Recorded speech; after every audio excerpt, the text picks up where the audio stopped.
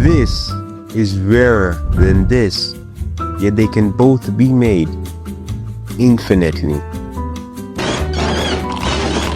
Hey pal, you just blowing from Stupid Town? In modern gaming, two shotguns made of the same pixels coded by the same developer sitting on the same server can have vastly different rarity labels, even though the game can generate an unlimited number of both at any time. This contradiction sits at the center of gaming. Nothing is physically rare, and yet modern games operate as though scarcity naturally exists inside their ecosystems. But if digital items can be spawned infinitely, what exactly makes them rare? Gray, green, blue, purple, orange. These colors represent the fabric of rarity in modern gaming. Diablo 2, Counter-Strike 2, Genshin Impact, Team Fortress 2, and so many others. Different genres, different themes, same rainbow ladder. Items are color-coded not necessarily because they function radically differently, but because developers want to create an instant artificial perception of value. Really love CSGO. It's my all-time favorite game. It'll always be my all-time favorite game! It will! Yeah! Before you even read the stats, your brain has already decided gray, disgust, blue. I mean, it's alright, like... Purple, we're cooking. Orange.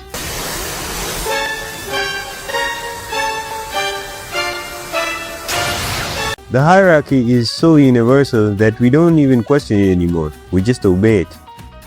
But to understand why this system dominates modern games, we have to go back in time. Believe it or not, microtransactions aren't new. One of the earliest examples was Double Dragon 3 in the early 90s. If you wanted extra lives or more attack power, put in more quarters. That's it. The thing is, developers back then had the same goal as developers today. Money. We want a gift! But only if it's money! The difference was how they got it. The only reliable way to make money back then was to make the game as fun as possible. Because if it wasn't, players had options, tons of them. There were cheat codes, arcade competitors, other studios dropping games constantly.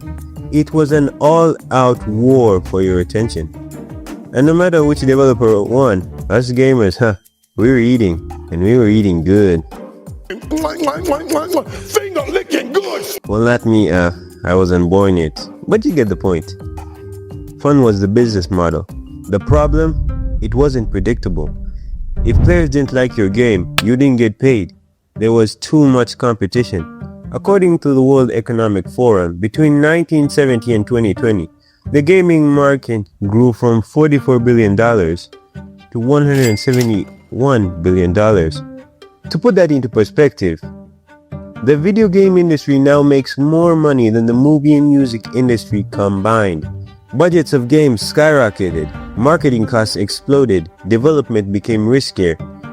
Fun stops being enough. You need predictable revenue, stable revenue, maximized revenue. Studios began to figure out a new way to maximize profits. Free to play.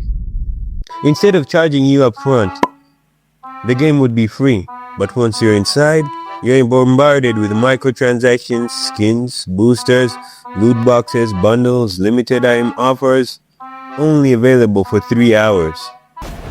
Playtime is over when Nikki I don't need it. I don't need it. And for a while it was working pretty well, but there was just one problem. Most players don't spend money on digital items. They just play the game they loved while earning the free items already stitched into the game. So the ratio of players to purchases was low. So how do you increase conversion? Introducing rarity. If digital items are infinite, you can't make them scarce naturally, so you simulate that scarcity. Lower the drop rate, while giving a 30-second spending period where the drop rate for rare items is higher to keep people from leaving the game. Add glow effects, attach color tiers, make one version statistically harder to obtain. Now the item isn't physically rare, it's statistically delayed. and that delay creates desire. Rarity turns infinite code into perceived value.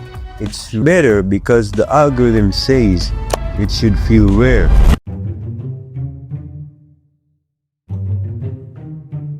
But rarity isn't always bad. When it's implemented well, rarity can actually mean something. When a weapon is rare because it requires skill to obtain, that's different. Take Dead Space for example. If you finish the game on impossible difficulty, which is exactly as fun as it sounds, you unlock the hand cannon, a weapon so broken it basically turns the game into point and delete.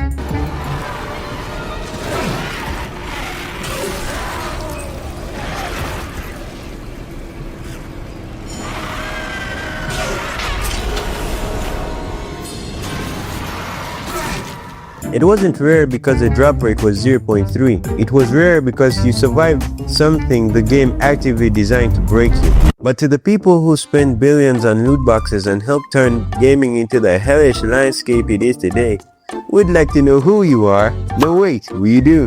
Streamers. Girl, girl, girl. Just like my drink. Girl, girl, girl.